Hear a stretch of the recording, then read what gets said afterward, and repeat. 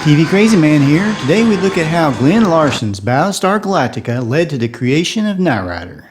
Creatively speaking, there is no doubt that Glenn Larson used many of the ideas and concepts for Battlestar Galactica in '78 that he used for the creation of the 1980s Knight Rider. So much so, you might be tempted to even wonder if the shows were not in the same universe. I've actually read some of the comments in one of my recent videos on Battlestar Galactica that there is a fan theory out there that links Knight Rider, Battlestar Galactica, and even the original Quantum Leap together as being in the same universe. Could that be possible? I've come to collect you, Earthling. Ever noticed a red light that goes back and forth on the Cylons looks a lot like Knight Rider's flashing red light? Are you from outer space? KITT sound and the Cylon sound seem to sound very similar.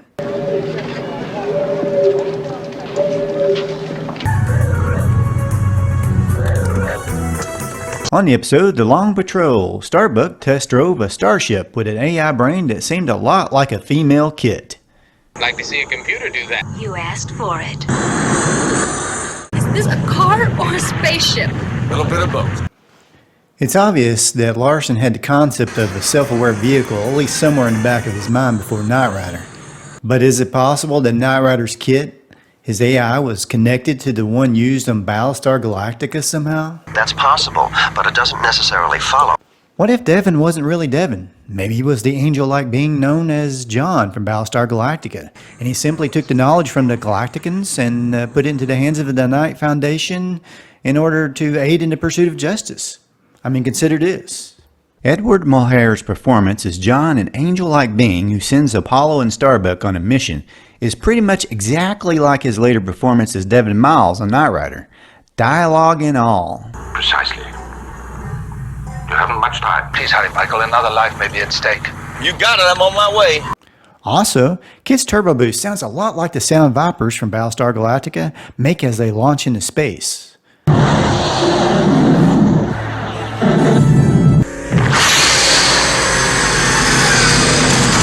Coincidence?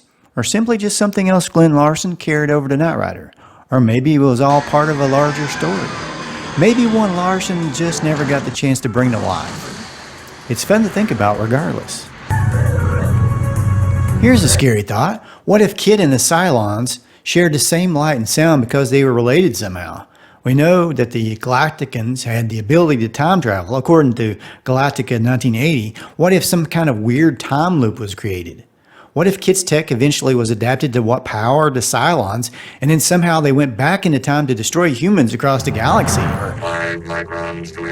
And if you believe that, I have some land in Florida I'd like to show you. Or maybe KITT's technology was taken from the Cylons. After all, they did land on Earth on Galactica 1980, and a few of them were destroyed. Their tech could have been harvested for KITT, which may explain why KITT's predecessor, Carr, ended up so evil. You have to wonder if Glenn Larson ever considered some of these possibilities. I'm lost. Not you, not one of your men can explain.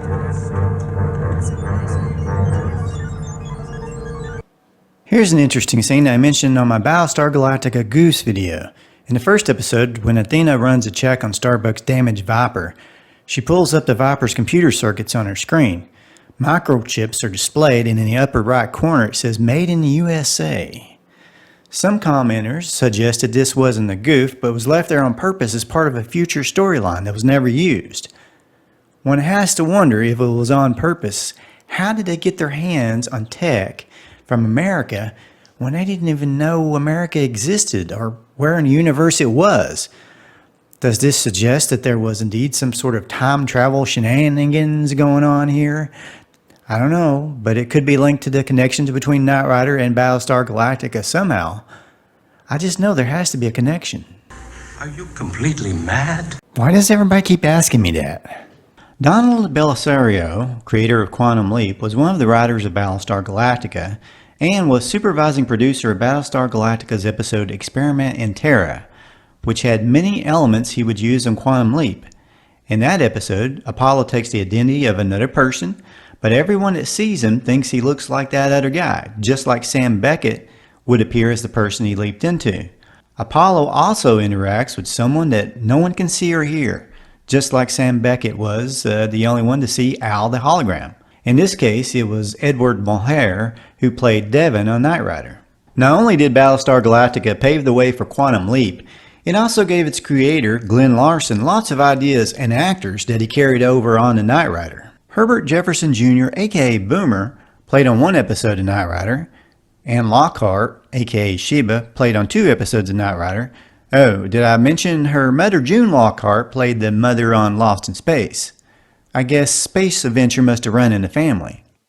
You know, it just occurred to me, what if Lost in Space was connected to the Battlestar Galactica universe somehow? Maybe Anne Lockhart's character, Sheba, was actually the daughter of the Robinsons who never made it home, and cowardly Dr. Smith's intellect was somehow absorbed into the Cylon known as Lucifer, who was in fact, in real life, voiced by Jonathan Harris.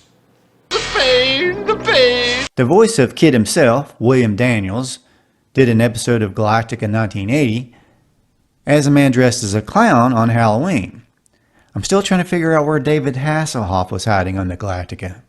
You know, it's almost a wonder that Glenn Larson didn't get Dirk Benedict to play Michael Knight, but then I guess he was busy with the A-Team around that time. Okay, look, let's just drop it. Before I go, I just saw something I didn't notice before. On the episode where Carr jumps over KITT, they must have had a ramp for Carr to land on, about the same height as KITT off screen. See how his back end kind of levels off as if his nose just landed on something? It's kind of neat. Now, if I could just figure out how the Dukes of Hazzard and Knight Rider exist in the same universe together. 3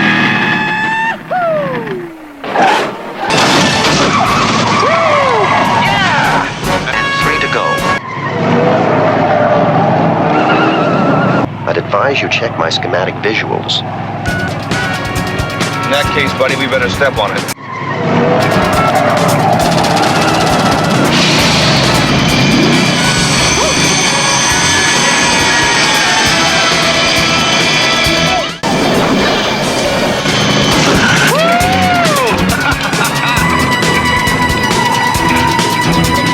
After you get through watching stuff on TV Crazy Man, check out my other channel, Freddy Cat Cartoons, for my own original cartoon content.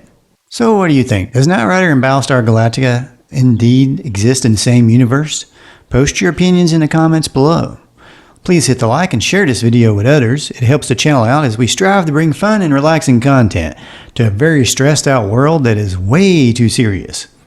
I mean, you might as well have fun through the day because the day isn't stopping for any of us. Time just keeps flying by. Have a great day, y'all.